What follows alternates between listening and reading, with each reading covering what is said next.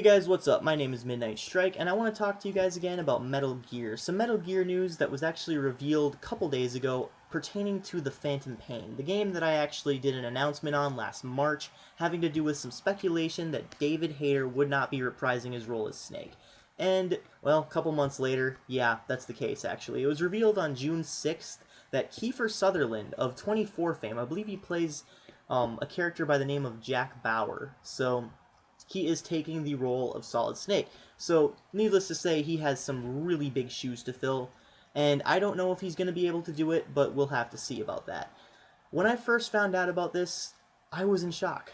I was just in denial, blatant denial, that anyone except for, David Hayter and, who's the other one? Richard Doyle could voice Snake in this incarnation as Big Boss. Because while we've seen Richard Doyle voice the older version of Big Boss, this one kind of resembles that. And the ending of Peace Walker, without giving some, precious details away, kind of entails that he's becoming more and more like that ruthless dictator we all know from Metal Gear and Metal Gear 2 Solid Snake. So, getting into that storyline a little bit, it is going to be open world, like you said before. There was actually a trailer revealed for the Xbox One. Yeah, but it's going to be multi-platform, so I don't know why they're focusing so heavily on the games for that, especially when they are multi-platform, but that's another video for another day. Maybe I'll do it in my stream. But, yeah, it actually looks really good. I'm not going to lie, okay? I was really put off from the start, and I basically said, you know what, I'm sorry, no hater, no buy, that whole big thing. But, I'm glad I didn't make this video right away, because it would be just me bitching about it. Really, I mean, I don't know how this guy is going to perform. I've never even seen him in 24. I'll have to watch some episodes of that, because I hear it's a really good show. That aside, Kiefer Sutherland, he's going to be Solid Snake, so it's going to be weird hearing Naked Snake without David Hayter. So, said Solid Snake before, but it is what it is. He's an older version, so maybe he's trying to, fit that transition between David Hayter and Richard Doyle. So I'm really hoping that if Solid Snake does appear in a younger incarnation, which would be really fucking sweet, by the way, that David Hayter would at least voice him. But then again, maybe Solid Snake would be too young to be voiced by David Hayter, so that wouldn't really make it much sense either way. So I don't know how it's going to pan out. But I did say that I wasn't going to buy it, and I did have that whole knee-jerk reaction status, like, oh my gosh, it's like replacing the voice of Mario or Nathan Drake or Kratos. It's like, no. Okay? People change voices all the time in gaming. I mean, even in movies, hell, cartoons and everything. Like, it's totally noticeable. It sticks out like a sore thumb. So, like, I remember watching, when I was like, what, 5, 6, well, was it Land Before Time or something like that? And I was like, hey, the voice changed. I was 5 and I picked that up. Didn't care.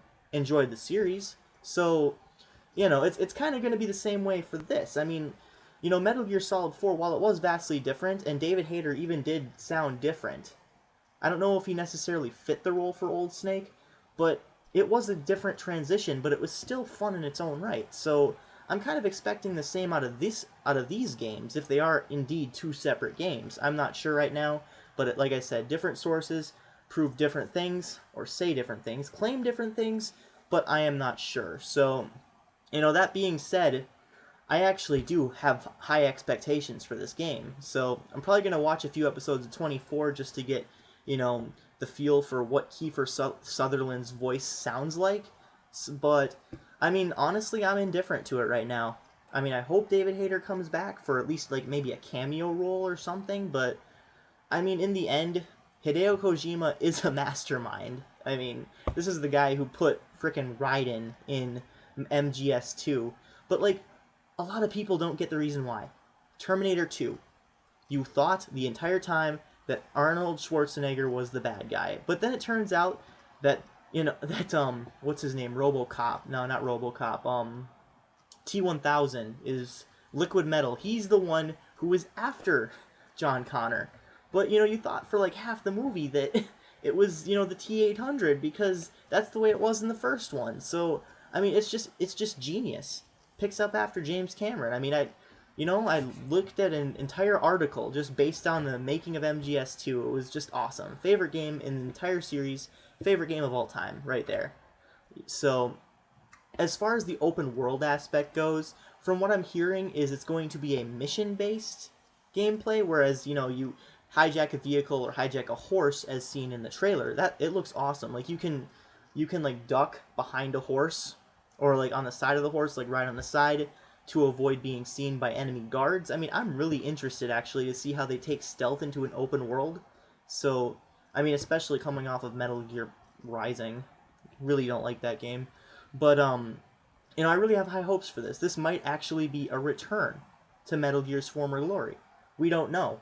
We can't really say right now because it's too early in the stage to even make those judgments. So I can only really go off of what I see, and from what I see, it looks fucking beautiful. I think I'm going to be getting a PS4 for this one, if it is indeed a PS4, you know, because it looks like a launch title. But as far as the open world thing goes, mission-based only gets you so far. I actually like a mix of, like, the side missions from, say, Red Dead Redemption, but most of all, I do like the style of open world gameplay in the Elder Scrolls series, where you just go up, talk to someone, it goes in your journal, and then you can return to it whenever you want. I mean, the transition is seamless. I mean, I don't really like going from marker to marker and saying, okay, well, this is where the next mission is. Mission start, and then you have to go do the mission, and then you wander around and free roam. I mean, it just gets a little bit monotonous, and the GTA series have kind of overdone it. You know, it's overstayed its welcome. But, yeah, that's just basically my thoughts on it, and the open world gameplay, the open world style games are kind of getting overrun with those kind of games that just, you know, it's mission, go here for the mission, go here for the mission. I'm hoping that MGS isn't like that. Metal Gear Solid 5, Phantom Pain, Ground Zeroes, Phantom Zeroes. That would actually be a really sweet name, like I said previously, but that would actually be sweet if it was more like, you know, the Elder Scrolls, where you just go around and it gets recorded in a journal. I mean, even if it's going to be like a smaller world, like in, say, you know, KOTOR, or Star Wars Knights of the Old Republic, for those of you who don't get that acronym, you know, it goes into your journal, and you can go you can transport from planet to planet, and they're really small areas, but I mean, it seems like a big world. So, you know, there's a number of different ways this could go, but, you know, they could either really fuck it up, or it could be like game of the year practically, or game of next year if it's going to be released next year. So I really hope that this game doesn't take as long as Rising did. It took like, what, 3 years? Certainly not as long as Final Fantasy 15 is. I still can't believe that Versus 13 is 15. Like, that literally right there blew my fucking mind. I was like, you have been working on this for how long? It's finally, you know, it's about time, because maybe it'll get done faster this way. So, I was kind of thinking it was going to happen anyways, but it's just like, out of the blue, I did not see that coming. Anyways, Metal Gear Solid, Jack Bauer, Kiefer Sutherland, I don't know how he's going to do. I had a knee-jerk reaction saying, you know, I'm not going to buy the game, but I am for sure actually going to get this game, because it actually looks from the trailers that it's going to be good. So it just depends on how they, you know, put in the open world element style of gameplay that's really going to hook me and really going to be the deciding factor on whether or not I like it. So that's just my thoughts on it. Like I said, lots of knee-jerk reactions out there. No hater, no buy. No hater, no buy. And, you know, I'll admit, I was a part of it, but I've since changed my tune, and I just wanted to put this opinion video out there.